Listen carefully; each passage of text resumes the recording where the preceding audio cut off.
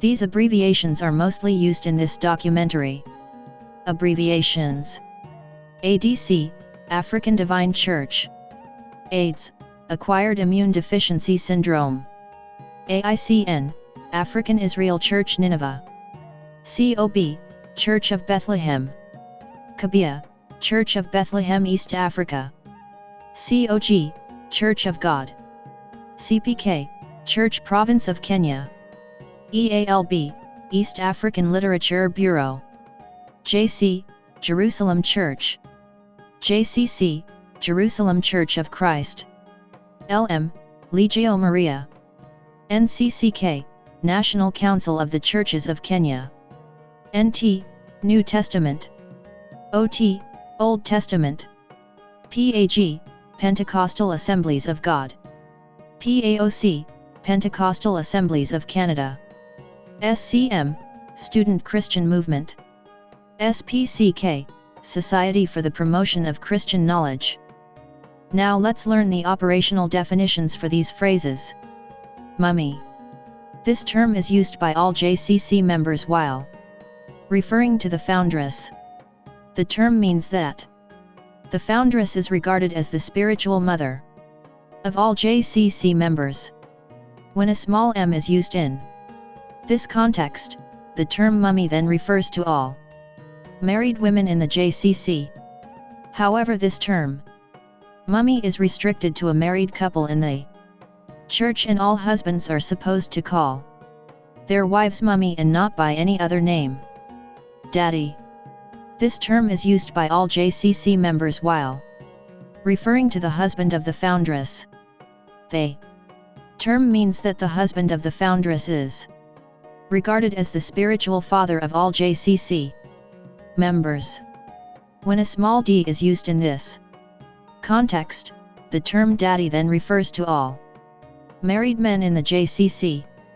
However, this term daddy is restricted to a married couple in this church, and all wives are supposed to call their husbands daddy and not by any other name. Children of mummy. This term means that JCC members regard themselves as children of the same spiritual family, with one spiritual mother and father. This term is always used by JCC members while referring to one another. Juakali. This term refers to either the children of mummy or their places of worship. Worship in the JCC takes place in the open air due to lack of a spacious church to accommodate all JCC members. Therefore, JCC members have to bear the unfavorable weather conditions, especially the hot sun, as implied by the Kiswahili word Juakali. Revelations. These are oracles or visions that the prophetess is made to see and to declare to the people. This term also refers to the charismatic gift of prophecy, which enables the prophetess to see through people's lives and to predict or foretell forthcoming events. She claims that these revelations or visions come from God. Registered members. This refers to JCC members who have registered in this church and who regard this church as their Christian denomination. Unregistered members. This category of membership is only found at the JCC headquarters, where the foundress allows people from other Christian denominations, religions and creeds to worship alongside her registered members. The majority of these people come to the JCC headquarters so that they may be healed from their disparate social, physical and mental ailments by Mary Akatsa. Members of the JCC. This term refers to both registered and unregistered members at the JCC headquarters. The term implies that the mission of the foundress is universal in spite of this church being a Christian denomination with registered members. Okalo Pingo. This was a nickname used by the prophetess while referring to the JCC secretary at the headquarters. Mary Akatsa is a humorous character, and she has the habit of even nicknaming her members. Subsequently, JCC. Secretaries both at the branch and headquarters levels are usually referred to as Okalo Pingo by JCC members. Prophetess. It is a title used in the Bible to designate a female prophet. A prophet is a person who teaches religion and is or claims to be inspired by God. In the Bible, a number of women are referred to by the designation prophetess, but little is told of the nature and function of the office. In 2 Kings 22:14, for instance, King Josiah consulted a prophetess Huldah when a book of the law was found on the occasion of the temple restoration. In the NT, Luke 2:36 talks of the prophetess Anna who recognized Jesus as the Messiah. In this context, the foundress of the JCC is designated a prophetess because she is or claims to be inspired by God and teaches religion in her own church. Charisma. Charisma or charism is a spiritual gift or talent granted by God to the recipient not primarily for his or her own sake but for the benefit of others. In 1 Corinthians 12:7, Paul defines charisma as the manifestation of the Spirit for the common good, thus for the benefit of others. There are various charismatic gifts including prophecy, which also involves revelation such as reading of hearts or prediction of future events. Prophesying or revelations in the JCC is the most cherished charismatic gift, and it is only the foundress who can prophesy or reveal the church. The church is both a spiritual and visible communion of believers who share common beliefs and practices and strive to continue the mission of Christ on earth. It is hence a collective body of Christians adhering to one particular opinion or form of worship and interested in both the spiritual and material needs of humanity. The foundress. This term is used to show that the JCC was founded by a woman.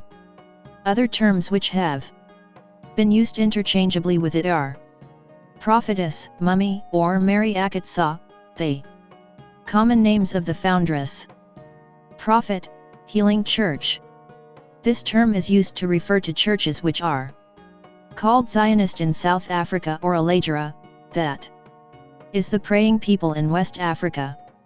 Elsewhere in West Africa, they are often referred to as the Spirit churches.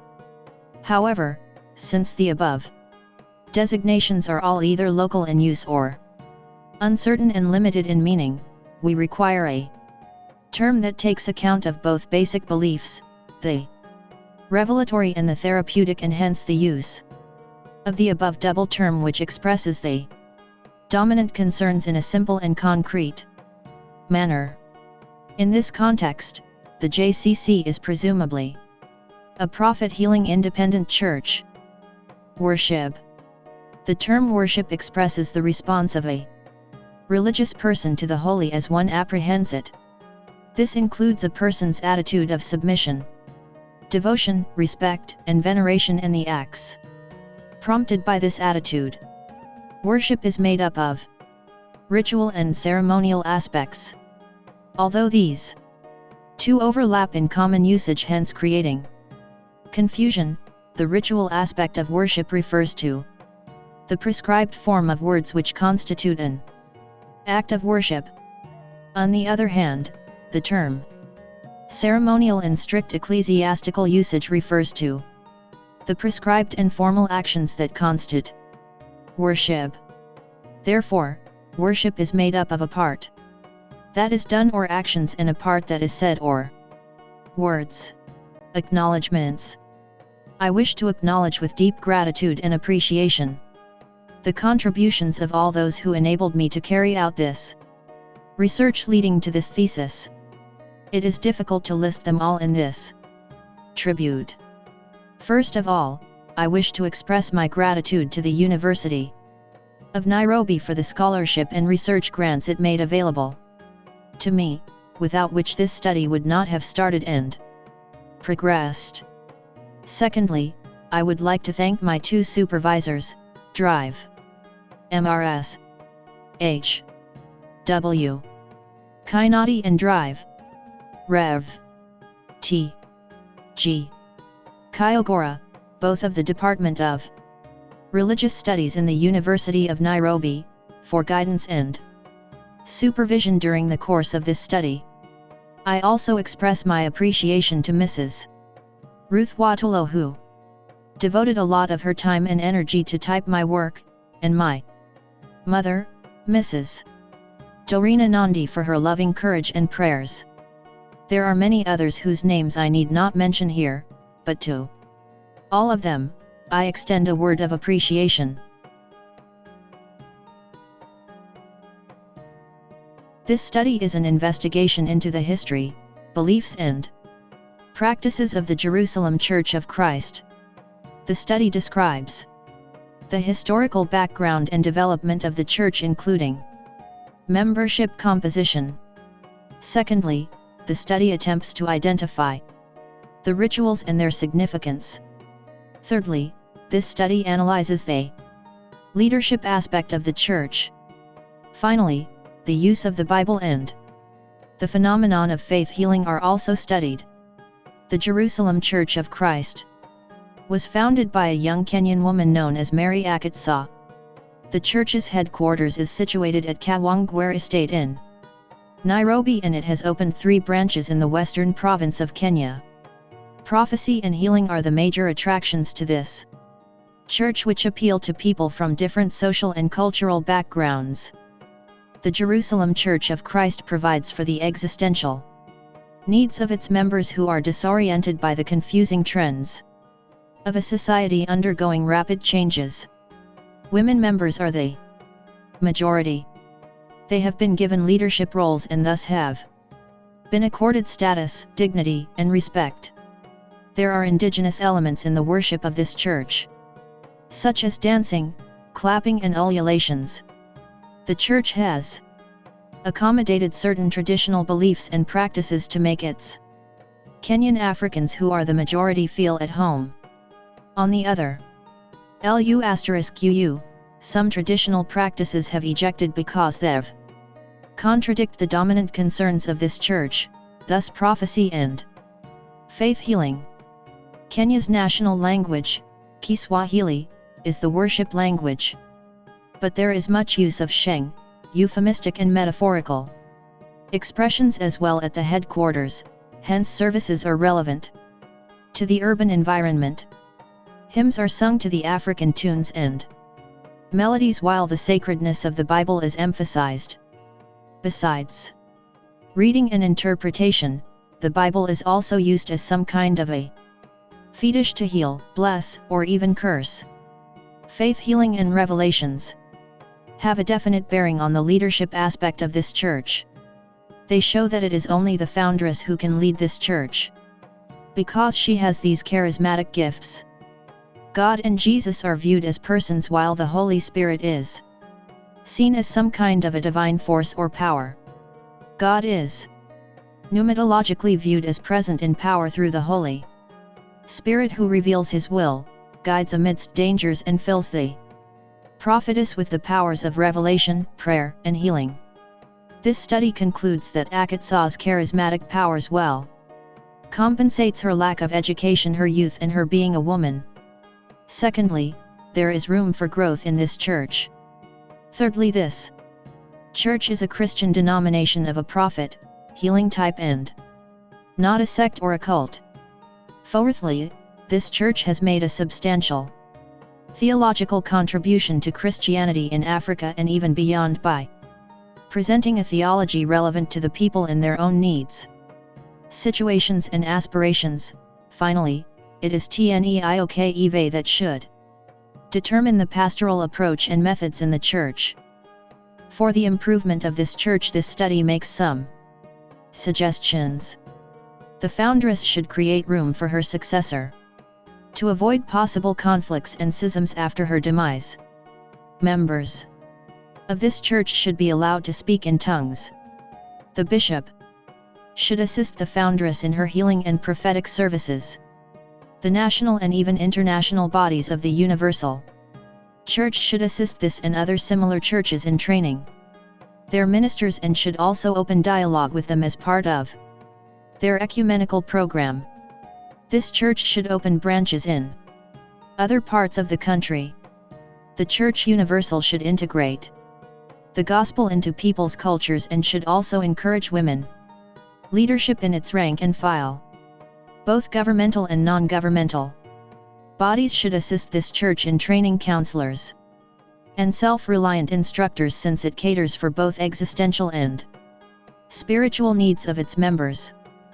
Finally, there is need for further research into this church. This study did not, for instance, exhaust the theological aspects. Certain concepts which inspire the teachings in the JCC, such as sin, prophecy, salvation, discipleship, and the concept of the church, should be studied as a contribution towards a further assessment of this church and other prophet healing movements.